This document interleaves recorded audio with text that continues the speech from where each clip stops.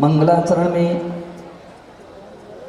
यह बतलाया गया, अवसर्पणी काल और उत्सर्पणी काल दिन और रात की तरह अनवरत चलते रहते हैं। प्रत्येक काल में 24-24 तीर्थंकर भरत क्षेत्र के इस आर्यखंड में होते हैं, हुए हैं और वर्तमान में भी 24 ही हुई है, भविष्य में भी होते रहेंगे। इसलिए वह सम्मेद शिखर शाश्वत क्षेत्र है। आप एक बात और याद रख लीजिए, सम्मेद शिखर एक ऐसा पावन क्षेत्र है जिसकी रक्षा सम्मेद शिखर महात्म्य ग्रंथ में लिखा है। वहां के देवता भी वहां की रक्षा करते हैं। जहां पर जिस स्थान से तीर्थंकरों का निर्माण होता है, सौधर्मेंद्र स्वयं अपने दंड रत्न से वहां स्वस्तिक का निशान बनाता है। और यही कारण है कि कल्प काल निकल जाने पर भी वह स्थान निश्चित रहता है और उन्हीं के आधार पर हम सब तीर्थंकर भगवान की चरण पादुका विराजमान करके उनकी आराधना और उपासना करते हैं। एकता और संगठन में मैंने प्रातः काल बतलाया था, बड़ी ताकत है। आप एकता की बात कह रहे हो, संगठन एक व्यक्ति के अंदर में भी इतनी बड़ी ताकत है। हमारा धर्म कहता है, यदि धर्म आराधना और साधना कोई धर्म के लिए करता है, बंधो देवताओं के आसन भी कंपायमान हो जाते हैं। देवताओं के स्वर्ग में इंद्रों के भी आसन कंपायमान हो जाते हैं। फिर तो आज समग्र समाज, जैन समाज का सैलाब गंगा नदी की तरह सारी गली गली मार्ग से अखंड रूप में दिख रहा था। चाहे कोई भी मंदिर हो, चाहे कोई भी कॉलोनी हो, चाहे कोई भी सामाजिक समितियां हो, चाहे कोई भी सामाजिक युवा मंडल हो, चाहे बाल मंडल हो, चाहे बालिका मंडल हो, आज तो आपने एक ऐसा परिचय दे दिया है, समग्र नगर के लिए समझ में आया है कि जैन समाज इतनी बड़ी समाज है और समाज में शिखर जी के प्रति इतनी आस्था और श्रद्धा है, समर्पण है कि सम्मेद शिखर जी के लिए सभी ने अपने छोटे छोटे बच्चों को भी साथ लेकर के रैली में निकले हैं। बंधो, मुझे इस बात की बड़ी प्रसन्नता और बड़ी खुशी है कि आपकी श्रद्धा इतनी मजबूत है। आज इस बात की भी मुझे खुशी है कि केवल जैन समाज ही नहीं, जैनेतर समाज ने भी प्रतिष्ठान बंद किए हैं, अपने अपने प्रतिष्ठान बंद किए हैं। हालांकि मेरे मन में था कि मैं आम लोगों के लिए भी आमंत्रित करूं, लेकिन फिर मेरे मन ने इस बात के लिए संकेत दिया कि पहले आज की यह रैली जैन समाज की रैली होगी। आने वाले समय में यदि कहीं आवश्यकता पड़ेगी तो समग्र सागर समाज की सागर के समस्त व्यक्तियों की रैली रहेगी, हर समाज की रैली रहेगी।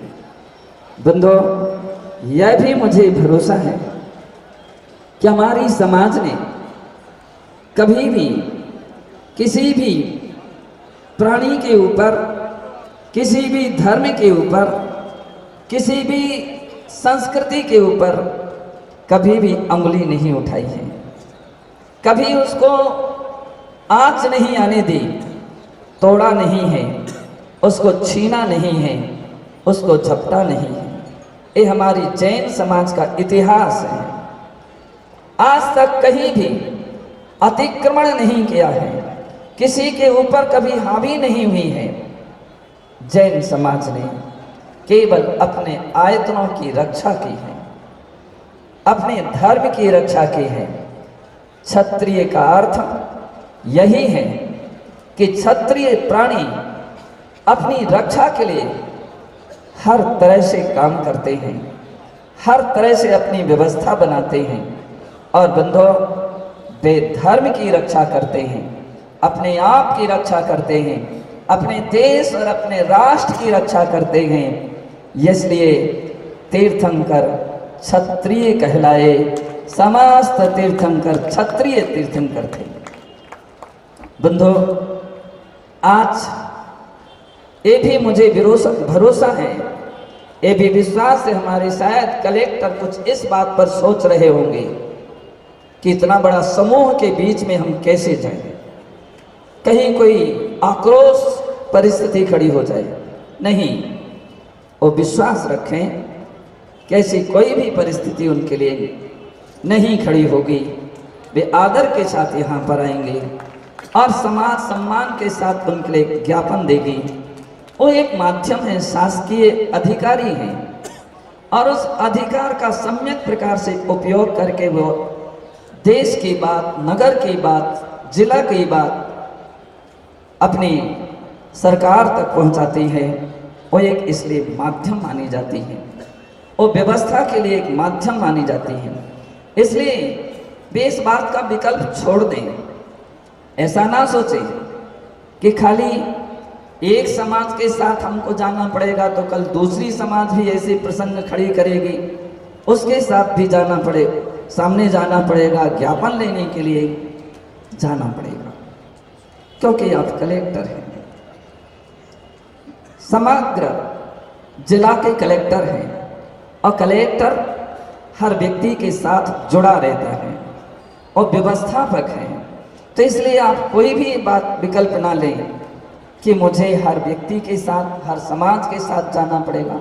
कोई परेशानी नहीं है।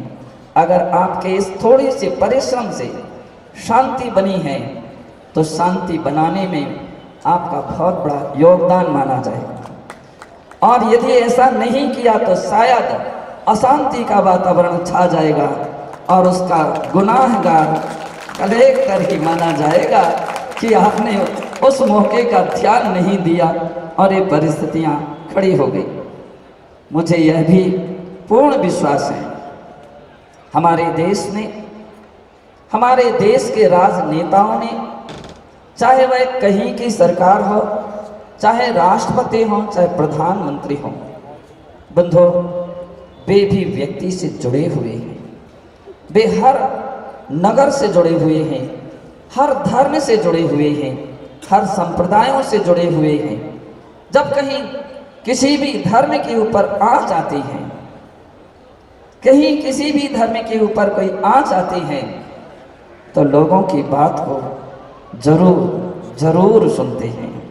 100 काम छोड़ करके वो काम पहले करते हैं कि जिसमें ऐसी कहीं समूह के रूप में, धर्म के रूप में आँच आ रही हो।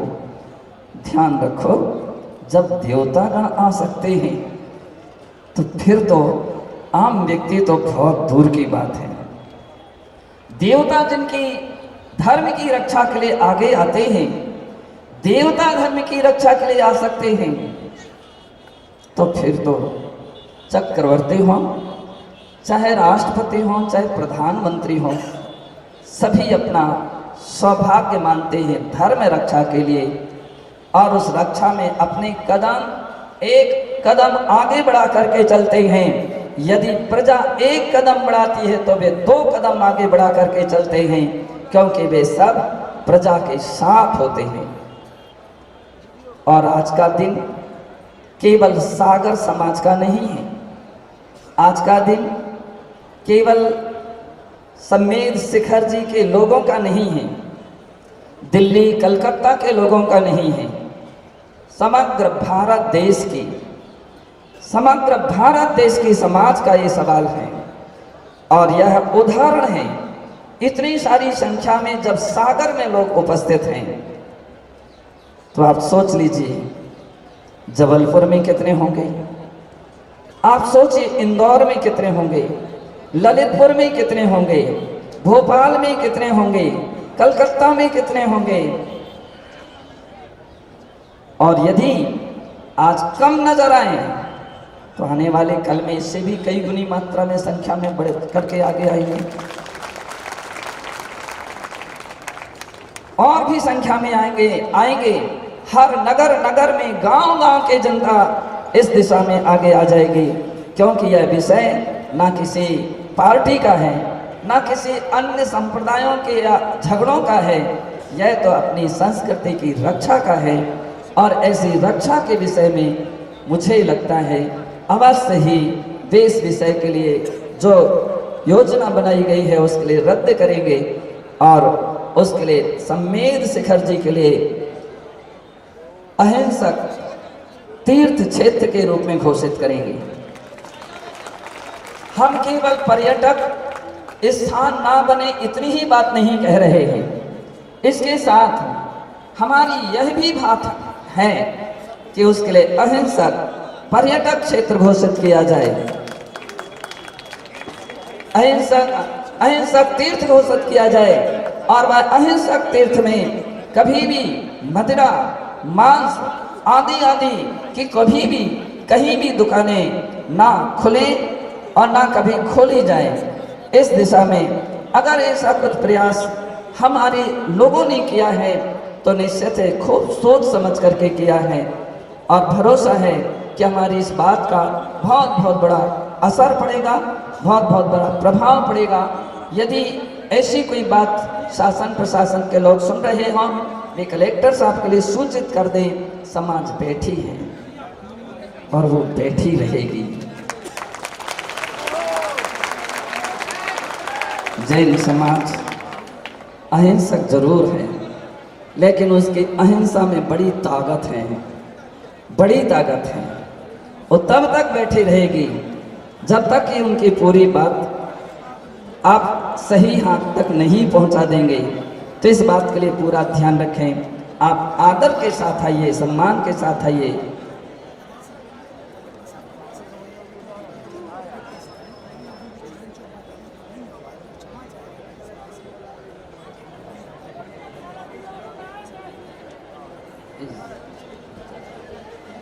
दूसरी बात बंधु, अपने लिए इस बात के लिए भी पूरा ध्यान रखना है।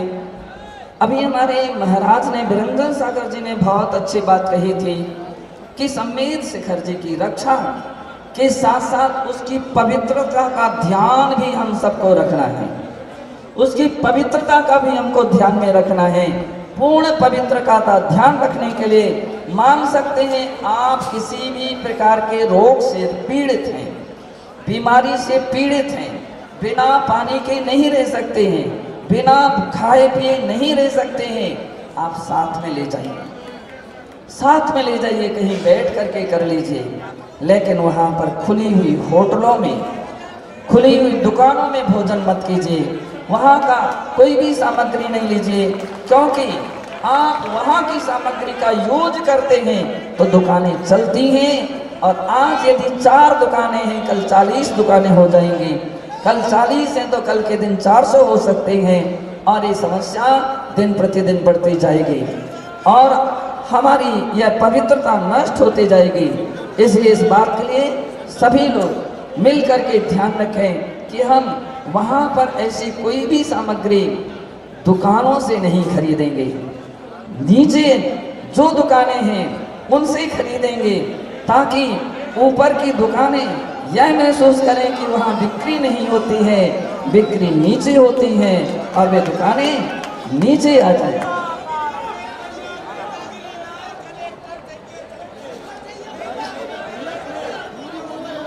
तो ये बात अपने लिए बहुत अधिक महत्वपूर्ण होगी।